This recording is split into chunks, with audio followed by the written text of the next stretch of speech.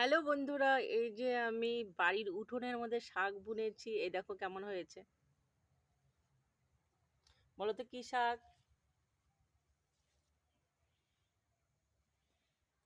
এগুলো পালং শাক বুনেছি বাড়ির উঠোনের মধ্যে। আরেকটা গাছ দেখাচ্ছি, এটা হচ্ছে লাউ গাছ। লাউ এখনো হয়নি, তো এই দেখো লাউ গাছ। আমার তো বেশ গাছের মধ্যে ফল হবে এটাই দেখতে ভালো লাগে খাওয়ার থেকে। তারপর হচ্ছে উঠোনের মধ্যে সব এই যে সিম গাছ, আমার তো দেখতে ভীষণ ভালো লাগে।